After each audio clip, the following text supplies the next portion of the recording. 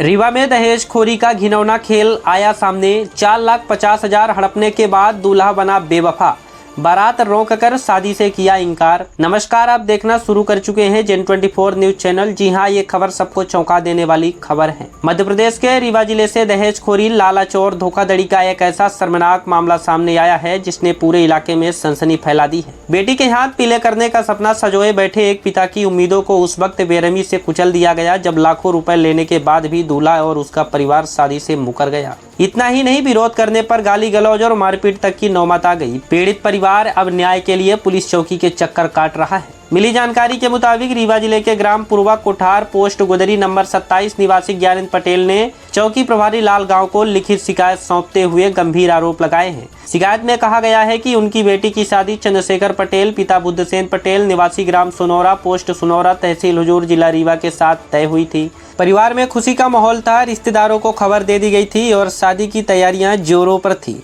शिकायत के अनुसार 23 अप्रैल 2026 को तिलक कार्यक्रम आयोजित किया गया। आरोप है कि इसी दौरान लड़के पक्ष ने दहेज के नाम पर 5 लाख रुपए की मांग कर दी। बेटी की खुशियों और समाज में इज्जत बचाने के लिए पिता ज्ञानेंद्र पटेल ने किसी तरह 4,50,000 रुपए नगद दे दिए, लेकिन जब बाकी 50,000 रुपए तत्काल नहीं दिया जा सके तो लड़के पक्ष की नीयत और नीयत दोनों बदल गई। पीड़ित परिवार का आरोप है कि दूल्हा चंद्रशेखर पटेल, उसके पिता बुद्धसेन पटेल और उनके साथ मौजूद अन्य लोगों ने गाली गलौज शुरू कर दी। बात इतनी बढ़ गई कि मारपीट तक की स्थिति बन गई और शादी करने से साफ इनकार कर दिया गया। बेटी के पिता और परिवार के सामने मानो आसमान टूट पड़ा। गांव और समाज के लोगों ने किसी तरह मामला शांत कराया, समझाइश के बाद लड़के पक्ष ने 27 अप्रैल 2026 को बारात लाने का वादा किया। इस भरोसे पर लड़की पक्ष ने फिर से हिम्मत जुटाई। घर सजाया गया, रिश्तेदार बुलाए गए, खाने पीने से लेकर छोटी बड़ी व्यवस्था पूरी कर ली गई, लेकिन तय तारीख आने पर बारात नहीं आई। बारात का इंतजार करते करते परिवार की आंखें नम हो गई, लेकिन दूल्हा और उसका परिवार अपने वादे से मुकर गया। इससे लड़की पक्ष को लाखों रुपए का आर्थिक नुकसान, सामाजिक अपमान और मानसिक प्रताड़ना झेलनी पड़ी। पीड़ित ज्ञानेंद्र पटेल ने पुलिस से गुहार लगाई है कि आरोपियों के खिलाफ दहेज प्रतिदेश अधिनियम, धोखाधड़ी और मारपीट जैसी धाराओं में सख्त कार्रवाई की जाए। रीवा में सामने आया यह मामला समाज के उस काले चेहरे को उजागर करता है जहां आज भी बेटियों के अरमानों की कीमत पैसों से तय की जाती है। सवाल यह है कि आखिर कब तक बेटियों के पिता दहेजखोरों के हाथों लुटते रहेंगे और कब तक ऐसे लालची लोग कानून और समाज की आंखों में धूल झोंकते रहेंगे।